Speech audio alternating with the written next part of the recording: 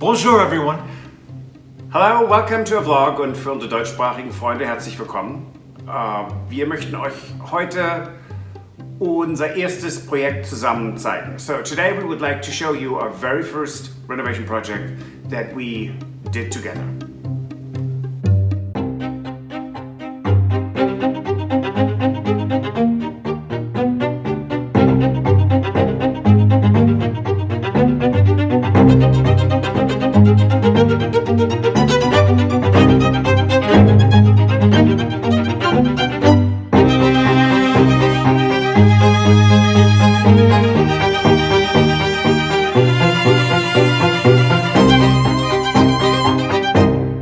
So today's vlog is about our very first renovation project.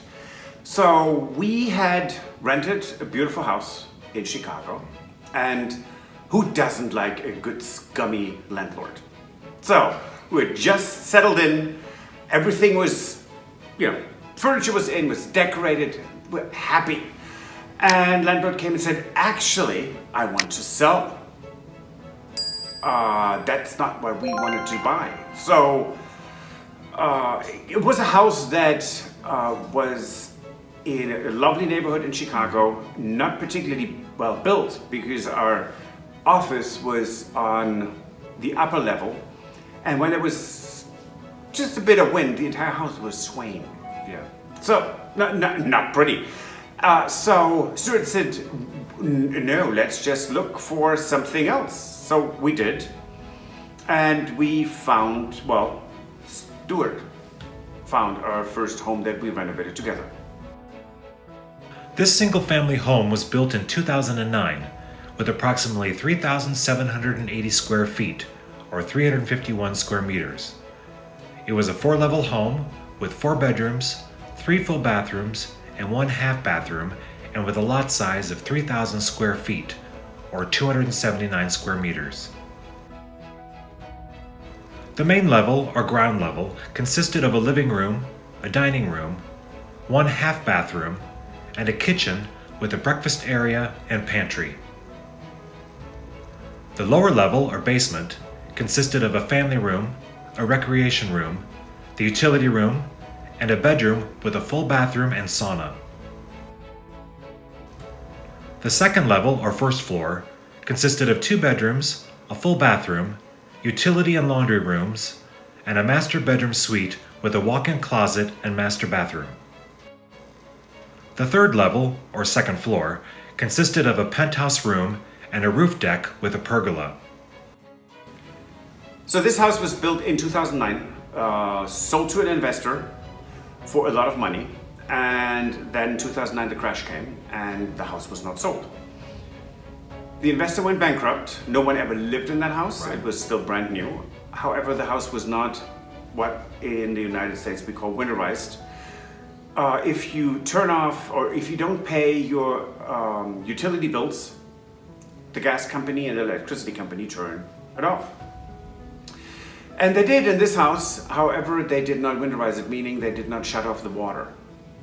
And there was no heat. So eventually a lot of the copper pipes burst because it was really cold, everything was frozen. It was a very cold winter to begin with.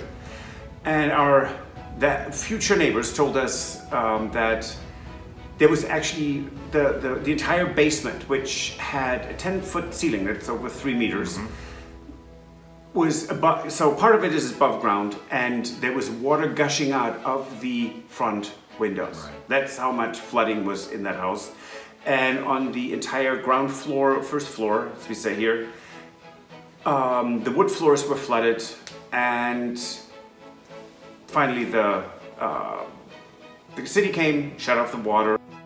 After the flood and after everything drained, the bank sent in a company to clean up the basement. Clean up the basement in this case meant they took down all the drywall and left all the mold-infested rock wall. Right. Which then in turn we had to take down, and we did, and refinished the entire basement. There is a product that we use that kills any kind of fungus. So, are we allowed to say this? Well, it's called microban. Right. And if it's not allowed, Just pretend I never said it. So we sprayed the entire basement, every stud, all the walls was, after the rock wall was out, was sprayed with microbrand. Right. All the white that you see that's on all of the stud walls there is all covered with microbrand. Yes. So, and then we put in new insulation and a vapor barrier. Right. And after that, we turned it over to the professionals. And within 2 days, they drywalled the entire basement. So that's 1,200 square feet. I think that is about 180 square meters. It took them 2 days, including mud work and sanding it, so it was ready to paint. That was fascinating. The basement had a huge bathroom with a double sink, bathtub, toilet, and a shower room that was supposed to be a steam room. That was the size of a kitchen of the average New York apartment. Right. It was really nice, but it hadn't really been finished. Right. Right. So it was supposed to be set up to be like some kind of a spa or a steam room. Yes. And it had not been completed. Yep. And actually, the condition of most of the bathrooms and the bathroom tiles was pretty good, considering what the house had been through. Yeah. Right. So there wasn't a whole lot that we had to do in this house that had to do with the bathroom tiles. It wasn't exactly our taste of what we would have chosen if we would have done it ourselves. But, you know, it was in good shape, so we decided to go ahead and keep it. Well, you know, the tiles what Stuart was talking about, it was travertine, and we were going back and forth, taking everything out, or trying to be, live a bit more sustainable and not wasteful. Keep it, restore it, and that went to the same. It's true for our wood floors. We choose to not tear anything out, but to repair. Right. Now, this is our Italian kitchen, meaning it was an imported kitchen made in Italy. Beautiful quality, stunning, really, really nice. And the only problem with it was that everyone who came into this house and looked at this, and just the cabinets you see there were over $40,000 originally. We found that out later. Everyone said, "Oh, is this IKEA?" No, it wasn't. However, made us look at IKEA kitchens a little more closely, and they're good kitchens. So we worked on this kitchen quite a bit. The living dining room area of the house, and because of the flooding, the oak wood floor was expanding and buckled, meaning it had a big hump in the center of the room, which also you can see on the baseboard or skirting board, pushed everything up. Right, and that ran from all the way from the front of the house, all the way through the living room, the dining room, and went actually into the kitchen, and we found that under the island in the kitchen, it was actually buckling under there too. Yep, it's lovely. So the investor who owned the house, when he went bankrupt, decided to tear out everything he could, including every faucet, some of the copper pipes, toilets, every appliance in the house was gone. Yeah. And some of this caused a lot of damage. There were holes in the wall, in the shower, in the bathtub, surround. Right, missing tiles. It was pretty terrible. And most of our friends said, "You guys are crazy." And I give it to them, they're right. However, we stuck with our guns. In Chicago architecture, which this really isn't, this was very common in new build construction in between 2000 and 2010. Right. A hole in the wall with some tiles and a surround. Really boring, awful. Yeah. Whoever came up with this and thought it was a good idea, just go away. Don't ever design anything else. Right. And there are things in architecture that people, when they do a new build, that they decide to do things that are considered builder grade. Right. Yes. Right. Which is basically kind of like cutting corners and taking the cheap way out of doing cabinetry, or vanities or whatever. It's kind of, builder grade is basically the cheapest version of something that you can do.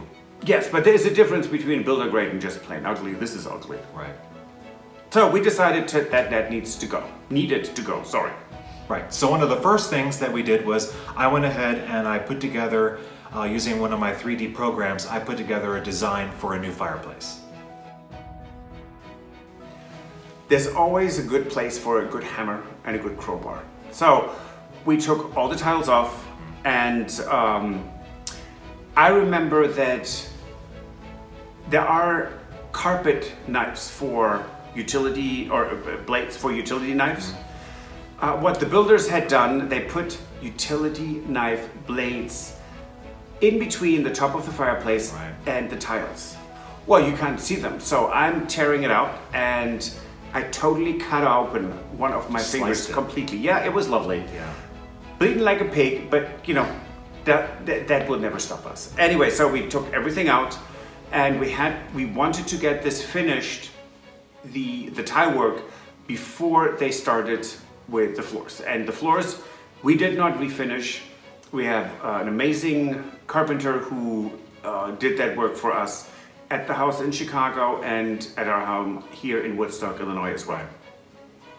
What we chose was a black granite for the hearth, and then a beautiful slate. Well, I think it's beautiful. Stuart thinks it's beautiful. Right. You might disagree, and that's okay. Chocolate and vanilla, don't forget that.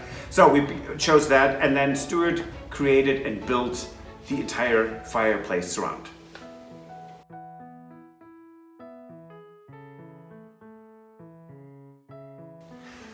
So this house, for a general, what they call a standard lot in Chicago, had a garage, actually a carport, with a gate that was an electric gate that came down, that went the entire width of our lot. Right, and it was actually, I think it was considered to be a 2.5, Yes. 2.5 car garage, or 2.5 carport for 2.5 cars. Now, who has half a car? Just saying. Right. Anyway, right. so but you know, in the city of Chicago, that's pretty premium. yeah, well, it was great. Yes, it was kind of a great. parking spot. And to the left side, our neighbors had put up a fence. To the right side, there was no fence; so it was completely open. And long and behold, we had bought a couple of plants, and 2 days later, they were gone from our back porch. Right. So we decided to close up the carport, make it into a garage, and fence in our backyard.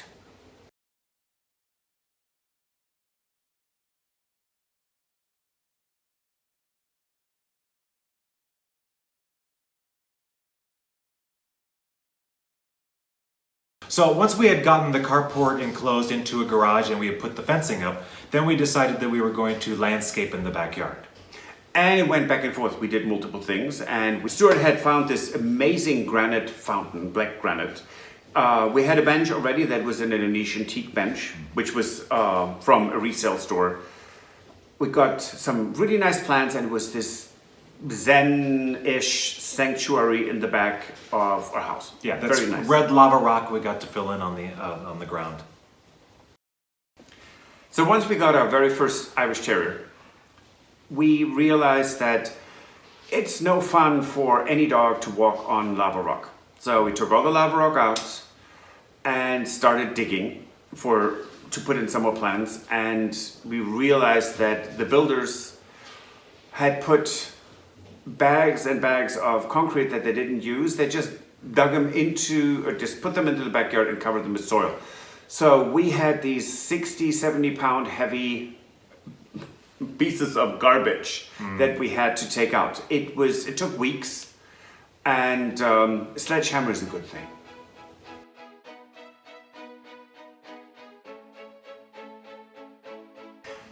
We also decided to redo the front yard because there was nothing there. And curb appeal is important. It's true. Yes. It is. So we actually Stuart checked, and we planted a gum tree. It's called liquid amber. Funny thing is that many years later, Philip and Anna at Le Fleur actually did plant the same tree. That tree is still there, and it's now all the way to the top of the building. It's beautiful. And so we changed or recreated the entire front yard, and it was really lovely. Now in Chicago, anywhere in the Midwest, or I suppose anywhere, period, having outdoor space it's a nice bonus. Gravy. So we had this big rooftop that we partially converted into a patio. Little did we know that the construction was shoddy. Yeah. Pretty bad. Anyway, so it was not properly laid. The flat roof was had a leak. Well, it was absorbing water. Right. So eventually we ended up with a big bubble. Or multiple. So every time it would rain, it was a flat roof, but it wasn't flat enough to allow for the drainage, right? So things did not drain properly on the flat roof. So what happened is that there were places where the roof was not sealed correctly, right? And so what would happen is that every time it would rain, we would actually get bubbles of water that would appear on the roof, that you could actually step on these bubbles, and the roof top would move around with the water underneath it. Yep. And it's some of them, well, one of them was like 1 by 2 meters, so 3 by 6 feet, and you could theoretically just hit it and it would wobble. Right. So what we had to do was we had to get a new roof put on the house. Which we didn't budget for, because it looked fine. Nothing came up in the home inspection. So unexpected expenses and problems, no news for us. So we decided to build ourselves a pergola up there. And now this is 3 stories up, and Terry and Ash at La Salle will know what we're talking about, because we carried every piece of wood, every piece of flooring that is there, every pot, all the soil, all the plants up 3 tall stories. Right. But it was absolutely lovely, and at the end we had a nice patio, we had total privacy, and it was a little oasis. After all the renovations and living there for a couple of years, we realized that we had a beautiful Irish Terrier, and Stuart showed her at confirmation shows, and she became a champion. Irish Terriers are considered an endangered breed. They are around since the 1600s in Ireland, and now they are in danger of being extinct. We happen to like them. Other people might find them annoying, which is true sometimes. But so we realized that this beautiful house did not give us the environment that we needed for what we wanted, and hence Stuart started looking for a new home, but that's a topic for a different vlog.